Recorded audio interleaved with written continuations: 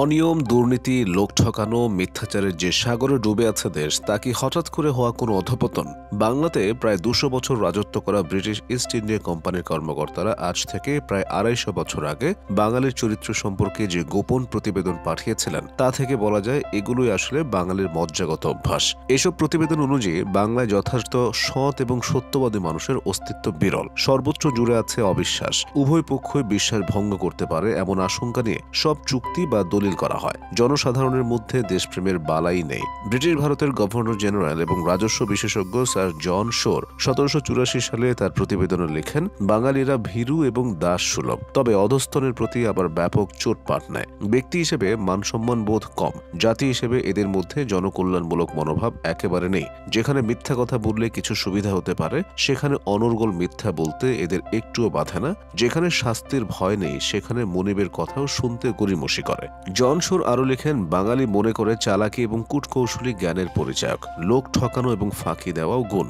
এর প্রায় এক দশক পর ১৭৯২ সালে ইস্ট ইন্ডিয়া কোম্পানির চেয়ারম্যান চার্লস গ্রান্ট তার ২০ বছর কাজ করার অভিজ্ঞতা থেকে লেখেন, বাঙালিদের মধ্যে সততা, সত্যবাদিতা এবং বিশ্বস্ততার বড়ই অভাব। স্বার্থ সিদ্ধির জন্য মিথ্যা বলা একটা স্বাভাবিক ব্যাপার। সাধারণ কাজেও লোক ঠকানো, ফাঁকি দেওয়া, ধোঁকা দেওয়া, চুরি করা একটা সাধারণ ঘটনা। তিনি আরও জানিয়েছিলেন, জীবনের সর্বক্ষেত্রেই চলছে প্রবঞ্চনা, প্রতারণা, ফাঁকিবাজি। সেই সঙ্গে রয়েছে দীর্ঘসূত্রতা, জাল, জুয়া, চুরিও চলে নির্দ্বিধায়। চার্লস গ্র্যান্ট আরও লিখেন, অন্যের ক্ষতি করার প্রবৃত্তি বাঙালি চরিত্রের বৈশিষ্ট্য। এমন পরিবার খুব কম আছে যেখানে বিষয় সম্পত্তি নিয়ে বিরোধ নেই। এরা অশ্রাব্য গালাগাল করে মনের ঝাল মেটায়। তার ভাষায়, আইন প্রয়োগ করেও বাঙালির চরিত্রগত দুর্নীতি নির্মূল করা দুরূহ। নীতিহীন স্বার্থপরতার সমাজে ছড়িয়ে আছে ঘৃণা, বিবাদ, নিন্দাবাদ, মামলাবাজি। ২০০ বছরের বেশি সময় পরও এসব কথাকে অস্বীকার করা যাবে? এর প্রায় ১০ বছর পর ১৮০১ সালে গভর্নর জেনারেল লর্ড ওয়েলেসল বাংলার জেলা জজ এবং ম্যাজিস্ট্রেটদের কাছে একটি প্রশ্নমালা বা কোয়েশ্চেনিয়ার পাঠান, যার একটি অংশে প্রত্যেক জেলার অধিবাসীদের নৈতিক চরিত্র ও স্থানীয় অপরাধ সম্পর্কে অভিজ্ঞতা জানতে চাওয়া হয়। এ থেকে গোটা বাংলাদেশের মানুষদের সম্পর্কে একটা ধারণা পাওয়া যায়। তৎকালীন সময়ের সব বিচারকদের মতেও বাঙালিরা কপট, অকৃতজ্ঞ এবং মিথ্যাচারে। সাধারণ মানুষ অসহায়, নির্বিকার। সে সময় যশোরের বিচারক লিখেন, পুলিশ বাহিনী ত্রুটিপূর্ণ হওয়ায় অপরাধ প্রমাণ করা কঠিন। কর্মচারীদের সঙ্গে চোর ডাকাতদের যোগ সাজশ রয়েছে। সাক্ষ্য দিলে সাক্ষীর হওয়ার আশঙ্কা থাকায় লোকে সাক্ষ্য দিতে ভয় পায়। ঢাকার বিচারক জানান, ঢাকার লোকেরা কর্তৃপক্ষের প্রতি অনুগত। শহরে তেমন মারাত্মক অপরাধ নেই, তবে যাদের টাকা পয়সা খরচ করবার মতো ক্ষমতা আছে তারা সাধারণত ভোগবিলাসী, লম্পট। বাখুরগঞ্জ বা আজকের বরিশালের বিচারক লিখেন, এই জেলার অধিবাসীদের নৈতিক চরিত্র অতি জঘন্য। এমন কোনো জোচ্চুরি নেই যা উচ্চ শ্রেণীর মধ্যে দেখা যায় না। নিম্ন শ্রেণীর মধ্যে আছে ডাকাতি,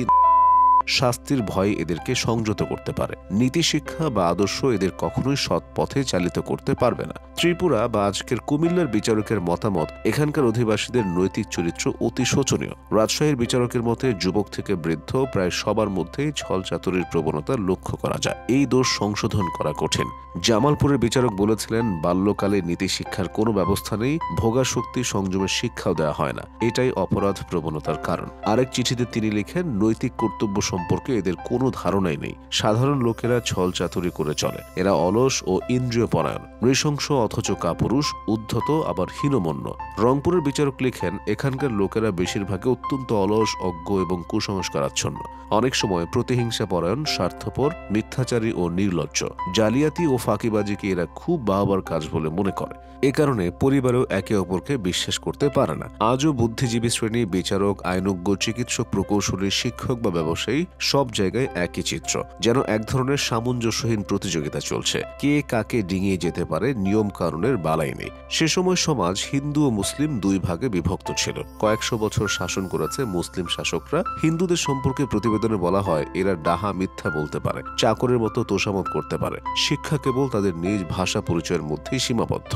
মুসলমানদের সম্পর্কে বলা হয়, তাদের শিক্ষা ব্যবস্থা কিছুটা ছিল, কিছু নীতি কথা, রাজকার্যের কিছু মূল সূত্র শিখলেও সেগুলো মেনে চলে না। সাধারণ থেকে দেওয়ান পর্যন্ত সবার কাজ হলো কথা গোপন করা, অন্যকে ফাঁকি দেওয়া। ব্রিটিশ সিভিল সার্ভিসের কর্মকর্তাদের সেই প্রতিবেদনগুলো তৈরি করা হয়েছিল প্রশাসন এবং বিচার ব্যবস্থা পরিচালনার স্বার্থে। কর্মকর্তা কর্মচারীদের যাতে মানুষকে বুঝে শুনে কাজ করতে পারেন। বাঙালিকে অপমান করার উদ্দেশ্য তাদের ছিল না। এসব প্রতিবেদন তাই তারাও প্রচারও করেনি। আবার বিভিন্ন যুগে পর্যটক, সমাজতাত্ত্বিক এবং রাজনীতিবিদরা নানাভাবে বাঙালির চরিত্র বর্ণনা করেছেন। এসব বিশ্লেষণে রয়েছে পরস্পর বিরোধী দৃষ্টিভঙ্গি। কেউ বলেছেন বাঙালি চিন্তাশীল, বিপ্লবী, কারো মতে বাঙালি কল্পনাবিলাসী, বাস্তব বিমুখে, অলস, কারো কারো ধারণা বাঙালি কলহপ্রিয়, আত্মকেন্দ্রিক। তবে ব্রিটিশ আমলের সেই প্রতিবেদনগুলো ছিল অনেক বেশি তৃণমূল সম্পৃক্ত, ভাবাবেগের চেয়েও যেখানে নির্মোহ চিত্র ছিল বেশি। তবে এসব প্রতিবেদন একবারে তৈরি হয়নি। একটি নির্দিষ্ট সময় পরপর বাঙালিদের বিষয়ে জানতে চেয়েছে কোম্পানি, আর কর্মীরা তা জানিয়েছেন।